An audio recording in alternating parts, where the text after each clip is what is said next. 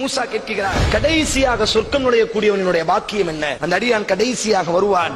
அல்லாஹ் சொல்வான், ஒரு சொர்க்கத்தை காமித்து, இந்த சொர்க்கம் உனக்கு நான் தருகிறேன். இந்த சொர்க்கம் எவ்வளவு விசாலமானது தெரியுமா? நீ வாழ்ந்த உலகம், அந்த உலகம் முழுவதும் ஒருவனுக்கு கரத்தில் நான் கொடுத்து அவனை மன்னனாக ஆக்கினால் அவனுக்குத்தான் முழு உலகம். இந்த உலகத்தினுடைய வைரம், இந்த உலகத்தினுடைய வைடூரியம், இந்த உலகத்தினுடைய அத்தனை மக்களும் அவனுக்கு பணியாளர்கள்.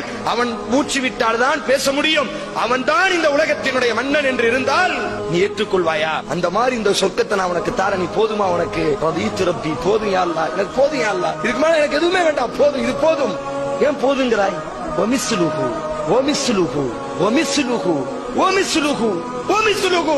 நீ வாழக்கூடிய அந்த உலகத்தை மாறி, அந்த உலகத்தை மாறி, அந்த உலகத்தை மாறி, அந்த உலகத்தை மாறி, அந்த உலகத்தை மாறி 5 மடங்கு நான் உனக்கு தாரேன். போதுமா?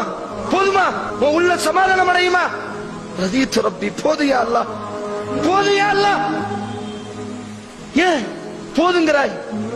பேச பிடிக்கலையா? இந்த உலகத்தை மாதிரி 10 தாரே. போதுமா? போதுமா உனக்கு? ரப்பி போதும். ஏன் போதுகிறாய்? எப்போது கேள், எப்போதுகிறாய், எப்போதுகிறாய் கேள். இன்சான், மனிதனே,